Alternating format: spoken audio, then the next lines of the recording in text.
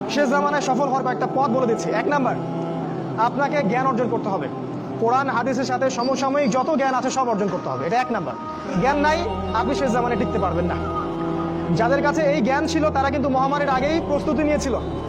আমি অনেক ওস্তাদকে চিনি, বাংলাদেশের আলেম, তারা এই 2020 সালের আগে হজ করে ফেলছে। তারা আগেই বুঝতে পারছে 20 সালে কিছু একটা হবে, 20 সালে পৃথিবীতে কিছু একটা হবে, তারা আগেই বুঝতে পারছে। কারণ শেষ জামানার পড়াশোনা করেছেন তারা, কার পর কি হতে যাচ্ছে এটা তারা বুঝতে পারছেন, অনুমান করতে পারছেন। তাই জ্ঞান ছাড়া আপনি শেষ জামানায় টিকতে পারবেন না ভাই। জ্ঞান অর্জন করুন, 1 নাম্বার। 2 নাম্বার, জ্ঞান অনুযায়ী আমল করেন। যতটুকু জেনেছেন আমল করেন। কালকের জন্য অপেক্ষা করবেন না, আজকেই নামাজ শুরু করে দেন। দেনা পাওনা থাকলে আজকেই মিটিয়ে দেন। আজকেই পরিবারের সবাইকে ডেকে ওয়াজ করেন, নসিহত করেন যে দেখো সামনের দিনগুলো ভয়ঙ্কর, আমাদের জীবনকে গোছাতে হবে। যা করেছি তওবা করে আল্লাহর কাছে ফিরে আসেন। আল্লাহ পাক গফুরুর রহিম, আপনি তওবা করে এইমাত্র চলে আসেন, আল্লাহ মাফ করে দিবেন ইনশাআল্লাহ। আপনাকে আল্লাহ পাক পরীক্ষা করবেন আপনি সত্যিকার তওবা করেছেন কিনা। আপনাকে প্রমাণ করতে হবে নামাজের মাধ্যমে, জ্ঞান অর্জনের মাধ্যমে, ভালো কাজের মাধ্যমে, সদকা করার মাধ্যমে। সৎ কাজের আদেশ করবেন, অসৎ কাজে নিষেধ করবেন। আপনি ইসলাম পরিপূর্ণরূপে পালন করার চেষ্টা করেন। কোনো সরকার, কোনো সমাজ নেতা, কোনো রাষ্ট্রনেতা, কোনো পারিবারিক নেতা কেউ আপনার সাথে আপনার কবরে যাবে না। সোজা কথা, আপনাকে আল্লাহর সামনে একাই দাঁড়াতে হবে। কারো পরোয়া করে লাভ নাই, কোনো অজুহাত দিয়েও লাভ নাই। দেশটা ভালো না, বিশ্বটা ভালো না, সমাজটা ভালো না, সময় ভালো না, এগুলো বলে কোনো লাভ নাই। আমাকে আমার রবের সামনে দাঁড়াতে হবে। আমার ভালো আমাকে বুঝতে হবে। আমার ভালো, বাজারে গেলে একটা মাছ ভালো না খারাপ আপনি তো বোঝেন, তরকারি ভালো না খারাপ বোঝেন। দিনের ব্যাপারে বুঝতে চান না কেন? দিনের ব্যাপারে খালি হুজুরদের শরণাপন্ন কেন হচ্ছে? পড়াশোনা করেন, আমল করেন, আমল বাড়িয়ে দেন।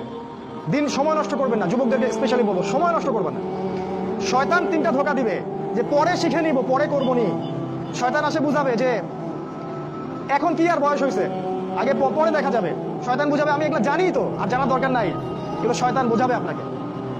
এই শয়তানের ধোঁকায় পড়বেন না। সময়কে মূল্যায়ন করেন, আমল করা শুরু করেন। আল্লাহর ওয়াস্তে তওবা করে আল্লাহর দিকে ফিরে আসেন। আল্লাহ পাক তৌফিক দান করুন, আল্লাহুম্মা আমিন। 3 নাম্বার, সৎ কাজের আদেশ করেন, অসৎ কাজে নিষেধ করেন। পরিবার থেকে শুরু করেন। আপনি ব্যক্তিটা গড়ে তোলেন, পরিবারটাকে ইসলামিক পরিবারে গড়ে তোলেন। আপনার ছেলে, আপনার মেয়ে, আপনার স্ত্রী, আপনার সন্তান, আপনার বোন, আপনার মা, সবার ব্যাপারে মনিটরিং করেন, চোখে চোখে রাখেন। আপনি জানেন না আপনার ছেলেটা অনেক আগেই জেনাকারী হয়ে গেছে, আপনি টের পান নাই। ছেলের হাতে স্মার্টফোন তুলে দিচ্ছেন, ছেলে গোপনে গোপনে 10টা প্রেম করে, আপনি জানেন না। ও দুধ খায় না এখন, মনে করছেন যে ও দুধ খায়, ও অনেক ম্যাচিউরড হয়ে গেছে। আপনার মেয়েকে দেখে মনে হয় খুব পর্দা করে, দেখেন ভিতরে ভিতরে কোনো ছেলের সাথে সম্পর্ক তৈরি করে ফেলছে। অনেক ঘটনা ঘটে যায়, আমরা সরল মনে অনেক কিছু করি। আপনার ওয়াইফকে দেখেন, আপনি যখন বাসায় থাকেন না, কি করে না করে মনিটরিং করেন। টিভি বন্ধ করে দেন, সিরিয়াল টিরিয়াল বন্ধ করেন। এমন কারোর সাথে মিশতে দিবেন না যে আপনার ছেলেকে, আপনার মেয়েকে, আপনার বোনকে, আপনার মাকে বিপথে নিয়ে যাবে। কঠোর হন পরিবারের উপরে, কারণ আপনাকে আল্লাহ পাক আপনার পরিবার সম্পর্কে জিজ্ঞাসাবাদ করবেন। অবশ্যই জিজ্ঞাসা করবেন। বিশ্বাস করেন আল্লাহ পাক কিয়ামতের মাঠে আপনাকে আপনার পরিবার সম্পর্কে জবাবদিহি করাবেন। প্রত্যেকটা বিষয় আপনি দাওয়াত দেন, চেষ্টা করেন, তারপরে যদি ছেলে বেলাইনে যায় সেটা তার ব্যাপার। ওর হিসাবও দিবে। নূহ আলাইহিস সালামের ছেলে কাফের হয়ে গেছে, ওর হিসাবও দিবে, সেটা আলাদা। কিন্তু আমাকে আমার চেষ্টা করতে হবে। পরিবার গড়ে তোলেন, সৎ কাজের আদেশ করেন, অসৎ কাজে নিষেধ করেন। 4, এই যে কোরআন এবং সুন্নাহর দাওয়াতটা পৌঁছে দেন মানুষের কাছে। দাওয়াতেই কাজ করেন ভাই, সময় নষ্ট করেন না। আপনি যে দল করেন বা যে সংগঠন করেন বা যে মাযহাব, যে তরিকায় থাকেন, আমার তাতে কোনো আপত্তি নাই। কিন্তু কোরআন সুন্নাহর দাওয়াতটা মানুষের কাছে প্রচার করেন। মূল বিষয়ে কোনো পার্থক্য নাই। এই দাওয়াত দেওয়ার সময় সাম্প্রদায়িক হবেন না। সবাই আমার দলে আসো, আমার দলে ফর্ম পূরণ করো, না হলে দাওয়াত হচ্ছে না, এমন দাওয়াতের দরকার। মানুষ ইসলামের দাওয়াত দেন, আল্লাহর দিকে ডাকেন, কোরআনের দিকে ডাকেন, সুন্নাহর দিকে ডাকেন, দেখবেন সমাজে একটা সাম্য চলে আসবে ইনশাআল্লাহ। দাওয়াতি কাজ করেন, বেশি বেশি কোরআন সুন্নাহর দাওয়াতি কাজ করেন। 5 নাম্বার, অর্থ সম্পদ যা আছে এগুলোকে কাগজের টাকায় রেখে দিবেন না। আমার নসিহত, হয়তো বুঝতে পারছেন না, মাথার উপর দিয়ে আছে কথা, কিন্তু পরে বুঝবেন। টাকা পয়সা যা আছে এগুলোকে ব্যাংকে কাগজের টাকার মধ্যে রেখে দিবেন না। কারণ কাগজের টাকা সামনে আর থাকবে না। লিখে রাখেন, কয়েক বছর পরে দেখতে পারবেন সমস্ত টাকা হয়ে যাবে ইলেকট্রনিক। খালি পাঠাবেন, ইলেকট্রনিক মানি। মানে আপনি টাকা ধরতেও পারবেন না, পকেটে রাখতেও পারবেন না, খালি জানবেন আমার অ্যাকাউন্টে এত টাকা আছে। এই পুরো ব্যাংকিং সিস্টেমটা পড়ে যাবে, থাকবে না। বিশ্বাস না হলে লিখে রাখতে পারেন, এই পুরো ব্যাংকিং সিস্টেম পড়ে যাবে, কাগজের টাকা থাকবে না। কি করবেন তাহলে? আপনি আপনার সম্পদটাকে সোনায় রূপান্তর করেন, কিছু সোনা করে রাখেন, জমায় রাখেন, রূপায় কনভার্ট করেন। এগুলোর দাম কখনো কমবে না। 100 বছর পরেও সোনার দামই থাকবে। তো 10 বছর পর আপনার 10 লাখ টাকার মান 10 লাখ টাকা থাকবে না, দাম পড়ে যাবে। আপনি সম্পত্তি হারাবেন, এইভাবে তারা সারা বিশ্বকে লুট করছে, এই কাগজের টাকা দিয়ে তারা সারা বিশ্বকে লুট করছে। এটা বুঝবেন না, পরে বুঝবেন। আচ্ছা শুনে রাখেন, আর কি করতে পারেন? গবাদি পশু ব্যবসা ইনভেস্ট করেন। আরেকটা কাজ করতে পারেন, জমি কিনে রাখতে পারেন। এটা ভালো জিনিস। এই জিনিসগুলোতে টাকা কনভার্ট করেন। শেষ জামানায় আপনার কাগজের টাকা থাকবে না, আপনি ক্ষতিগ্রস্ত হবেন। এখন টাকা যদি জমা রাখেন, শেষ জামানায় আপনি ক্ষতিগ্রস্ত হবেন। আমি অর্থনীতি নিয়ে যথেষ্ট পড়েছি আলহামদুলিল্লাহ, পড়েই কথাগুলো আপনাকে বলছি। আর কি করবেন?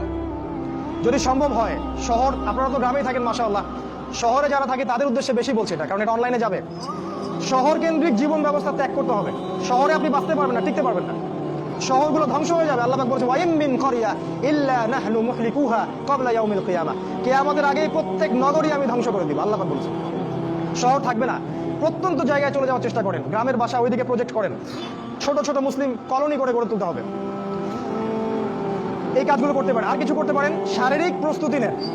ফিজিক্যালি, যুবকদেরকে বলবো, ফিজিক্যালি প্রস্তুতি নেন, ব্যায়াম করেন, ভালো খাবার খান, নিয়মতান্ত্রিক জীবনযাপন করেন, এলোমেলো জীবনযাপন করবেন না। আর নিয়মতান্ত্রিক জীবনযাপন করার সবচেয়ে উসওয়াতুল হাসানা হচ্ছে রাসূলুল্লাহ সাল্লাল্লাহু আলাইহি ওয়াসাল্লাম। উনার সুন্নাহ মাফিক জীবনযাপন করেন, আপনি ভালো থাকবেন।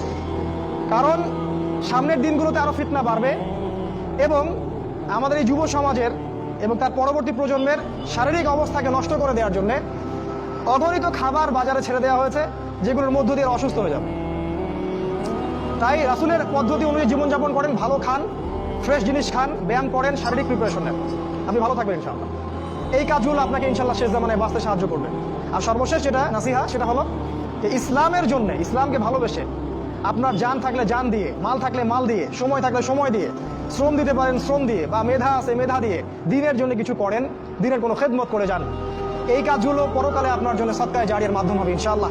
কারণ মানুষ যখন মারা যাবে তার আমলনামা বন্ধ হয়ে যাবে, সদকায়ে জারিয়া খোলা থাকবে, নেক সন্তান খোলা থাকবে, এবং যে জ্ঞান আপনি মানুষকে শিক্ষা দিচ্ছেন, উপকারী জ্ঞান, সেটা আপনি কবরে শুয়ে শুয়ে পাবেন ইনশাআল্লাহ। তাই ইসলামের জন্য আপনার জান, আপনার মাল, আপনার সময়, শ্রমগুলোকে ব্যয় করুন। আল্লাহ পাক আমাদের সবাইকে দিনের জন্য কাজ করার তৌফিক দান করুন, আল্লাহুম্মা আমিন। এবং শেষ জামানাকে বোঝার এবং পড়াশোনা করার তৌফিক দান করুন। সামনের দিনগুলোর জন্য প্রস্তুতি নেওয়ার তৌফিক দান করুন। এবং যেভাবে পদক্ষেপ নিলে আমরা সার্ভাইভ করতে পারবো, ভালো থাকবো, বা ফিতনামুক্ত পরিবেশে বেঁচে থাকতে পারবো, ঈমান আমল হেফাজত করতে পারবো, সেগুলো আল্লাহ পাক করার আমাদেরকে তৌফিক দান করুন, আল্লাহুম্মা আমিন।